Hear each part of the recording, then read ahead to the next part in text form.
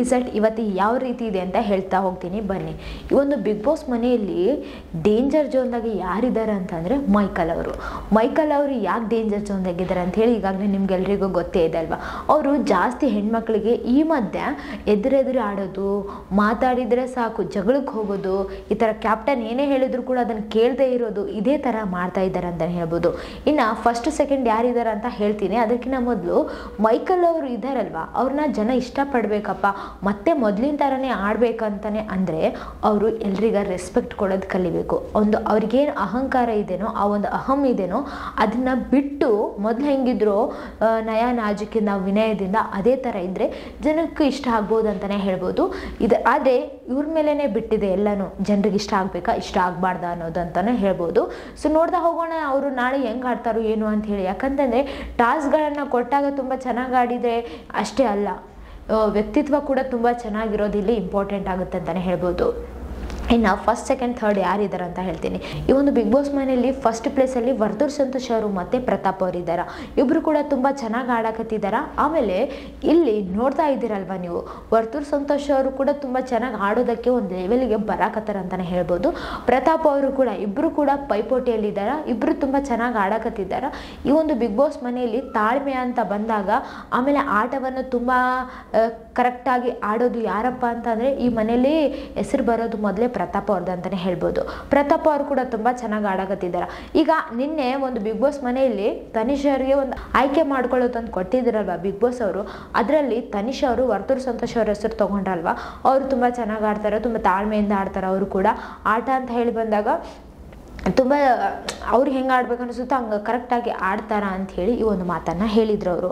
ನಿಜವಾಗ್ಲೂ ನಿನ್ನೆ ತುಂಬ ಚೆನ್ನಾಗಿ ಆಡಿದ್ದಾರಲ್ವ ವರ್ತೂರ್ ಸಂತೋಷ್ ಅವರು. ಇನ್ನು ಅವರಿಬ್ಬರು ಅಂದರೆ ವರ್ತೂರ್ ಸಂತೋಷ್ ಅವರು ಮತ್ತು ಪ್ರತಾಪ್ ಅವರು ಒಂದೇ ಪ್ಲೇಸಲ್ಲಿದ್ದಾರೆ, ಪೈಪೋಟಿಯಲ್ಲಿದ್ದಾರೆ. ಇನ್ನು ಸೆಕೆಂಡ್ ಪ್ಲೇಸಲ್ಲಿ ಯಾರಿದ್ದಾರಪ್ಪ ಅಂತಂದರೆ ಕಾರ್ತಿಕ್ ಅವರಿಗೆ ಒಂದು ಅವಕಾಶನೇ ಕೊಡಲಿಲ್ಲ ತನಿಷ್ ಅವರು. ಯಾಕಂತಂದರೆ ಅವರಿಗೆ ತಾಳ್ಮೆ ಇಲ್ಲ, ಆತುರದಲ್ಲಿ ಆಡ್ತಾರ, ఇంకా ಮತ್ತು ನನ್ನಿಂದನೇ ಆಗುತ್ತಾ ಅಂತ ಹೇಳಿ ತೋರಿಸ್ಕೊಳ್ತಾರೆ ಅವರು. ಆದರೆ ಆಟ ಅಂತ ಹೇಳಿ ಬಂದಾಗ ಉಲ್ಟಾ ಹೊಡೆದಿರೋದು ನಾವು ನೋಡಿದ್ದೀವಿ ಅಂತ ಹೇಳಿ ಅವ್ರನ್ನ ಹೊರಗಿಟ್ರಲ್ವ. ಅದಕ್ಕೆ ಕಾರ್ತಿಕ್ ಅವ್ರನ್ನ ಏನಾದರೂ ಆಡೋಕ್ಕಿಟ್ಟಿದ್ದಿದ್ರೆ ಅವ್ರು ಹೆಂಗೆ ಆಡ್ತಿದ್ರು ಅಂತ ಹೇಳಿ ಎಲ್ರಿಗೂ ಗೊತ್ತೇ ಇದೆ ಅಲ್ವಾ. ಯಾವುದನ್ನೇ ಆಟವನ್ನಾಗಲಿ ಇದೇ ಒಂದು ಮಾತನ್ನು ಅವತ್ತು ಪ್ರತಾಪ್ ಅವ್ರು ಹೇಳಿದ್ರಲ್ವ, ಅಂದರೆ ತುಂಬ ತಾಳ್ಮೆ ಇರಲಿ ಇವ್ರಿಗೆ, ಜಲ್ದಿ ಒದರ್ತಾರೆ ಜಾಸ್ತಿ ಅಂತ ಹೇಳಿ ಹೊರಗಿಟ್ಟಾಗ ಅವತ್ತೇ ಯಾವ ಥರ ಜಗಳ ಮಾಡಿದ್ರು, ಇವಾಗ ಅದೇ ತಪ್ಪನ್ನು ತನಿಷ್ ಅವ್ರು ಮಾಡಿದ್ದಾರೆ ಅಂತಲೇ ಹೇಳ್ಬೋದು. ಇಲ್ಲಿ ತನಿಷ್ ಅವರು ಮಾಡಿದಿರೋದಕ್ಕಾಗಿಯೇ ಕಾರ್ತಿಕ್ ಅವರು ಹೊರಗಿದ್ದಾರೆ. ಕಾರ್ತಿಕ್ ಅವರು ಏನಾದರೂ ಆಟ ಆಡಿದ್ದಿದ್ರೆ ಇನ್ನೂ ಫಸ್ಟ್ ಪ್ಲೇಸಲ್ಲಿ ಇರಬಹುದಿತ್ತೇನೋ ಅವರು. ಯಾಕಂತಂದರೆ ಅವರು ಆಟಗಳನ್ನು ಅಷ್ಟು ಚೆನ್ನಾಗಿ ಆಡ್ತಾರೆ, ಎಲ್ರಿಗೂ ಅವರೇ ಇಷ್ಟ ಅಂತ ಕೂಡ ಗೊತ್ತಾಗಿದೆ ಈಗಾಗಲೇ ಜನರಿಗೆಲ್ಲರಿಗೂ ಅಂತಲೇ ಹೇಳ್ಬೋದು. ಯಾಕಂತಂದರೆ ಅವ್ರನ್ನ ಅಷ್ಟೊಂದು ಇಷ್ಟಪಡ್ತಿದ್ದಾರಲ್ವ, ಹಾಗಾಗಿ. ಆಮೇಲೆ ನಾವು ಪಬ್ಲಿಕ್ ಟಾಕ್ ಮಾಡಿದಾಗ ಕೂಡ ಕಾರ್ತಿಕ್ ಅಂತ ಹೆಸರು ಕಾರ್ತಿಕ್ ಅವ್ರದ್ದೇ ಜಾಸ್ತಿ ಬರುತ್ತೆ. ಕಾರ್ತಿಕ್ ಅವರಿಗೆ ಅಷ್ಟೊಂದು ಫ್ಯಾನ್ಸ್ ಇದ್ದಾರೆ ಅಂತಲೇ ಹೇಳ್ಬೋದು. ಕಾರ್ತಿಕ್ ಅವ್ರನ್ನ ಈ ಒಂದು ಬಿಗ್ ಬಾಸ್ ಮನೆಯಲ್ಲಿ ಆಟ ಆಡೋದನ್ನು ನೋಡಿಬಿಟ್ಟು, ಅವರಿರೋ ವಿಧಾನ ನೋಡಿಬಿಟ್ಟು, ಅವ್ರಿಗೆ ಯಾವಾಗೂ ಕೂಡ ನಾಟಕ ಮಾಡದೆ ಜೆನ್ಯೂನ್ ಆಗಿ ಇರ್ತಾರಲ್ವ, ಜನಕ್ಕೆ ಅವ್ರು ಇಷ್ಟ ಆಗಿದ್ದಾರೆ ಅಂತಲೇ ಹೇಳ್ಬೋದು. ತುಕಾಲಿ ಅವರಿನ ಥರ್ಡ್ ಪ್ಲೇಸಲ್ಲಿದ್ದಾರೆ. ತುಕಾಲಿ ಅವರು ಕೂಡ ತುಂಬ ಚೆನ್ನಾಗಿ ಆಡಿ ಮತ್ತು ಮೇಲೆ ಬರಬೇಕಪ್ಪ, ಅವರು ಫಸ್ಟ್ ಪ್ಲೇಸ್ ಸೆಕೆಂಡ್ ಪ್ಲೇಸಲ್ಲಿ ಬರಬೇಕಪ್ಪ ಅಂತಂದರೆ ಅವ್ರಿಗೊಂದು ಆಟದ್ರಲ್ಲಿ ಒಂದು ಚಾನ್ಸನ್ನು ಕೊಡಬೇಕಾಗಿತ್ತು, ಬಟ್ ಕೊಟ್ಟಿಲ್ಲ. ಈ ಒಂದು ಬಿಗ್ ಬಾಸ್ ಮನೆಯಲ್ಲಿ ಏನೂ ಮಾಡೋಕ್ಕಾಗಲ್ಲ. ಯಾಕಂತಂದರೆ ಬಿಗ್ ಬಾಸ್ ಅವ್ರು ಹೆಂಗೆ ಹೇಳ್ತಾರೋ ಅದಕ್ಕೆ, ಆಮೇಲೆ ಆ ಒಂದು ಆಟನ ಯಾರು ಹೆಂಗೆ ಆಡ್ತಾರ, ಆಮೇಲೆ ಯಾರ್ಯಾರ್ದು ಕರೆಕ್ಟ್ ಆ ಒಂದು ಆಟಕ್ಕೆ ಸೆಟ್ ಆಗ್ತಾರ, ಸೂಟ್ ಆಗ್ತಾರ ಅಂತ ಹೇಳಿ ನೋಡ್ತಾರಲ್ವ, ಅದಕ್ಕೆ ಯಾವುದು ಅವ್ರಿಗೆ ಬಿಟ್ಟಿರೋ ವಿಚಾರ ಅಂತಲೇ ಹೇಳ್ಬೋದು. ಇಲ್ಲಿ ತನಿಷ್ ಅವರು ಎಲ್ಲರನ್ನ ಆಯ್ಕೆ ಮಾಡ್ಕೊಂಡ್ರು, ಅವ್ರವ್ರಿಗೆ ಯಾರ್ಯಾರು ಬೇಕೋ ಅವ್ರವ್ರನ್ನ.